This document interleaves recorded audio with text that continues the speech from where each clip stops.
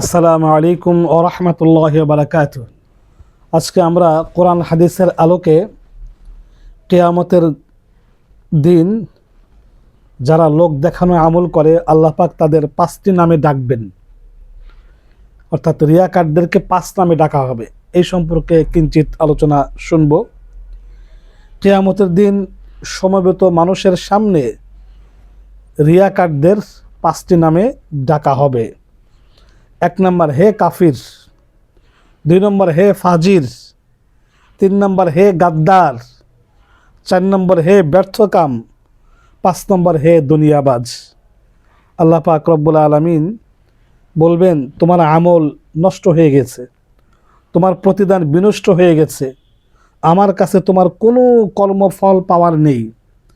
হে ধোঁকাবাজ, তুমি যার জন্য কাজ করেছ তার কাছ থেকে প্রতিফল গ্রহণ করো। এক ব্যক্তি মহানবী সাল্লাল্লাহু আলাইহি ওয়াসাল্লামের খিদমতে আরজ করল, হে আল্লাহ রসুল, কিয়ামতের দিন নাজাত পেতে পারি এমন একটি আমল বলে দিন। মহানবী সাল্লাল্লাহু আলাইহি ওয়াসাল্লাম ইরশাদ করলেন, ধোঁকায় এবং থোকায় আক্রান্ত হইও না।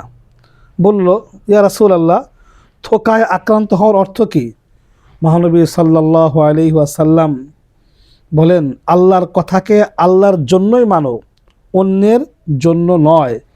আল্লাহ ব্যতীত অন্য কারো উদ্দেশ্যে আমল করা এটা আল্লাহর সাথে ধোঁকাবাজির শামিল।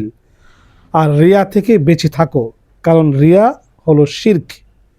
কিয়ামতের দিন আল্লাহ পাক রব্বুল আলামিন রিয়াকারদের বলবেন যে তোমাদের আমল নাই, কোনো প্রতিফল নাই। যাদেরকে দেখানোর জন্য তোমরা আমল করেছো তাদের কাছ থেকে তোমাদের প্রতিদান নিয়ে নাও, তোমাদের কর্মফল তাদের কাছে গিয়ে চাও। এইভাবে আল্লাহ পাক রিয়াকারদের, যারা লোক দেখানো ইবাদত করে, যারা রিয়াকার, যাদের আমলের মধ্যে লৌকিকতা ছিল, তাদেরকে আল্লাহ পাকের রহমতের কাছ থেকে দূরে নিক্ষেপ করে দিবেন। তারা আল্লাহ পাকের রহমত প্রাপ্ত হবে না।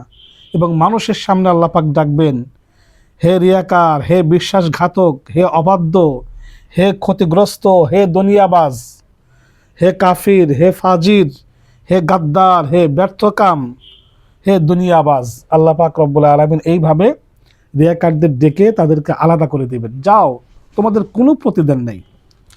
যারা লোক দেখানোর জন্য আমল করে তাদের আলামত 5টি। যারা লোক দেখানোর জন্য আমল করে তাদের আলামত 5টি। 1 নম্বর, তারা যখন গোপনে আমল করে তখন খুব অলসতার সাথে আমল করে, গোপনে খুব অলসতার সাথে আমল করে। 2 নম্বর, জনসমক্ষে কাজের গতি ও উৎসাহ বেড়ে যায়। জনসমক্ষে মানুষের সামনে সুন্দর করে কাজ করে, কাজের গতি উৎসাহ বেড়ে যায়। 3 নম্বর, যে কাজে মানুষ প্রশংসা করে সে কাজ সে বেশি বেশি করে করে। 3 নম্বর, যে কাজে মানুষের প্রশংসা আছে সেই কাজ বেশি বেশি করে করে। 4 নম্বর, যে কাজে নিন্দা হয় সে কাজ কম করে করে। 5 নম্বর, যা করে সেটা ধারণ করে রাখে, ছবিতে হোক, মানে প্রমাণ হিসাবে হোক, ভিডিওর মাধ্যমে হোক, অডিওর মাধ্যমে হোক, প্রমাণ হিসাবে রাখে। যারা লোক দেখানোর জন্য আমল করে তাদের মধ্যে 5টি আলামত রয়েছে।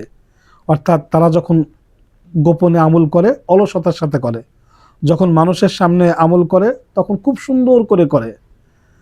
যে কাজে প্রশংসা আছে সেই কাজ বেশি বেশি করে, যে কাজে নিন্দা হয় সেই কাজ কম করে, আর যা করে সেটা ধারণ করে, প্রচার করে, মানুষকে দেখায়।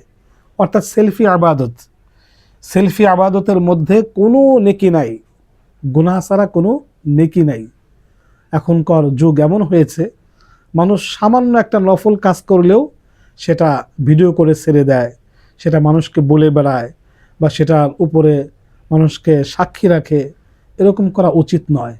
আল্লাহ পাক রব্বুল আলামিন আমাদেরকে রিয়াকার বা লোক দেখানো ইবাদতকারী হওয়া থেকে হেফাজত করুক। আল্লাহ পাক রব্বুল আলামিন আমাদেরকে খালেজভাবে তার ইবাদত বন্দেগী করার তৌফিক দান করুক। আমিন।